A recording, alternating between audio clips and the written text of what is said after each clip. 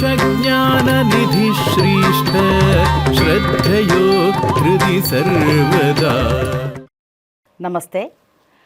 I am Dr. Dwaritha Viswanatha, Co-Principal Investigator, Noopura Bhramari IKS Center, Bengaluru. I take great pleasure in welcoming you all to yet another episode of Śāstra Ranga. Today we will be dealing with Kootanool. Kootanool is an ancient Tamil text written by Satanar, recognized as one of the earliest existing treatises on Natya in Tamil literature. Adiyarkku Nallar, in his commentary on the Silappathikāram, mentions this significant work. Satanar is believed to have hailed from a place called Kootanool and is traditionally considered a disciple of the sage Agastya.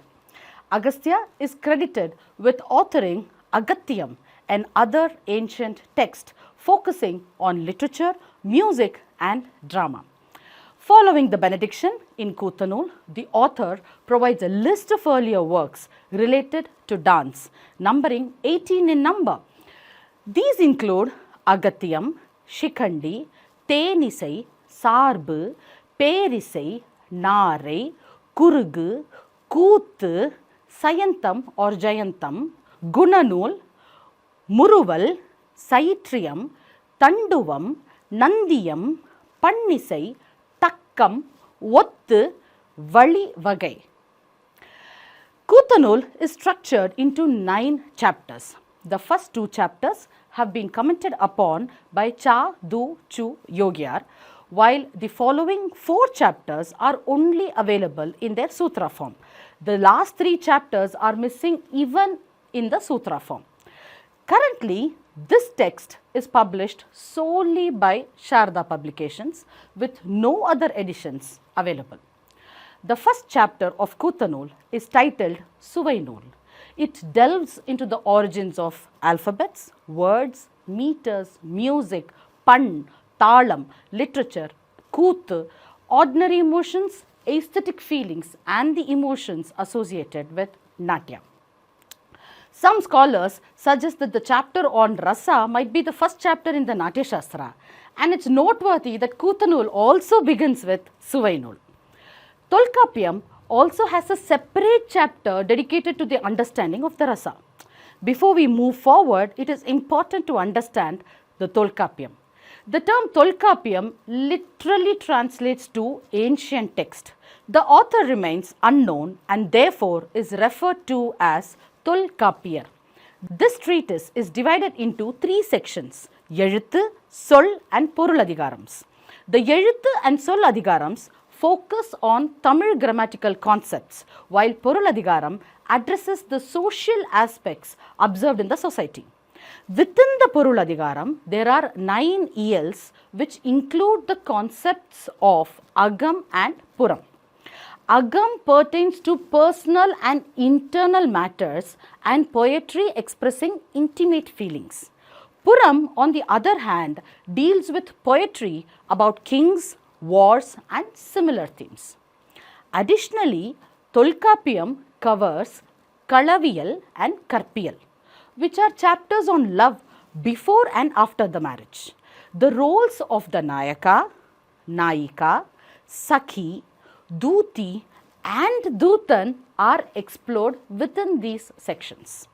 There is a specific EL dedicated to Meipadu, where the 8 rasas are discussed, excluding Shanta.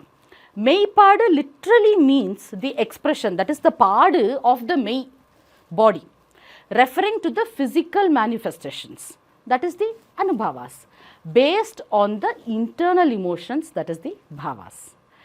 While the Natyashastra and Tolkappiyam list only 8 rasas, Kootanool identifies 9, a pattern followed by Adiyarkku Nallar as well. The Natyashastra begins with Shringara. Tolkappiyam starts with Hasya. Adiyarkku Nallar, in his commentary on Silappathikāram, begins with Veera, while Kootanool starts with Samanilai or Shanta. So coming back to Kootanool, the Suvainool introduces 2 terms, Alati and Nalati, which relate to the process of rasa realization. Just as Bharata says in the Natyashastra, Yata bhijat bhavet vriksho vrikshat pushpam phalam yata tata moolam rasah sarve tebhyo bhava vyavastitaha.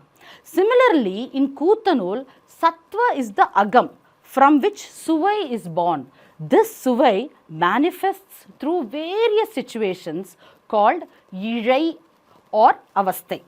The expression of Suvai through different bodily movements is termed as Meipadu. This process is referred to as Alati. Kootanool uses the term Suvai, meaning taste, to signify Rasa. In the later section, the text states Suvai nilaitavaiye, Izhai alaitavaiye, meaning that Suvai sustains or remains, resembling the concept of Sthayi Bhava. Thus, from Sattva, Sthayi Bhava is born, expressed through Meipadu in various situations, a process known as Alati. When the audience perceives the performance, understands the Suvai and internalizes it, this process is termed as Nalati. The Izhai for every Suvai is mentioned later in the text. Kootanool also discusses the concept that rasas arise from the three gunas or the qualities. Following this, the text explores Poduviyal and Vetiyal corresponding to Lokadharmi and Natyadharmi according to Natyashastra.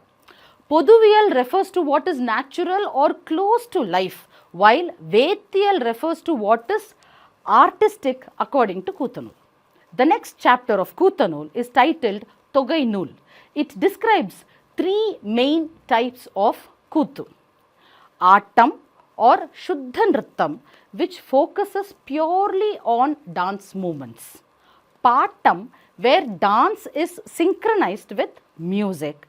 And Avinayam, where Artha, meaning, and Bhava, emotion, are conveyed through various bodily expressions known as Meipadus.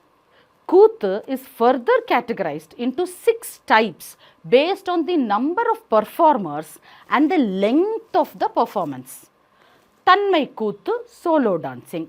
Tunaimai Kootu, duet dancing. Inaimai Kootu, group dancing. Panmai Kootu is a large ensemble which is dancing. Kadai Kali Kootu, story based performance. Kapya Kootu are performances based on a Mahakavya. The text also mentions the 108 Tandavas of Shiva with detailed explanations of 12 significant Tandavams. These 12 Tandavams are Alliyam, Yelliyam, Palliyam, Ullam, Nudal Vizhi, Nudal Kal, Nokam, Nunukkam, Kalvari, Peivari, Kalitru Uri, Natcham. The timing and the movement vocabulary of these Tandavams are also discussed along with the characteristics of dances that originated from them. Following this, the text covers Tanduvam and Dakkam. Interestingly, it doesn't state that Tanduvam is performed by Shiva and Dakkam by Parvati. Instead, Tanduvam is Uddhata and is said to have been created by Tandu, while Dakkam is Sukumara, attributed to Daksha. The combination of Tanduvam and Dakkam forms the essence of Kootu. It is also noted that the Daksha Prajapati is believed to have authored a text called Dakkam. The third chapter is Varinul. This chapter explores the 5 tinais or the Aindinais, Kurinji, Mullai, Mardam, Neidal and Palai, which are the landscapes in classical Tamil literature. It discusses the dances associated with these regions, including group and solo performances, as well as dances inspired by intense emotions. The next chapter, called Kilai Nool, covers over 1000 sutras. It details movements of the Angopanga, that's the major and the minor limbs, including positions and movements of the feet, toes, heels and knees. These movements are combined to create various dance forms. Facial expressions are also incorporated, allowing for both solo and group performances. The hastas are named in Tamil, and there are specific hastas for numbers, fruits, animals, and many more. The fifth chapter is Kootanool. This chapter focuses on 120 karanas, describing hand gestures, padabedas, charis, and 90 kalashams or angaharas. It provides comprehensive details on the 9 tandavams and 6 lasyams. The last available chapter is Tala, also known as Tala Samudram, discusses the various components of talas, including the angas, graha, and murchanas.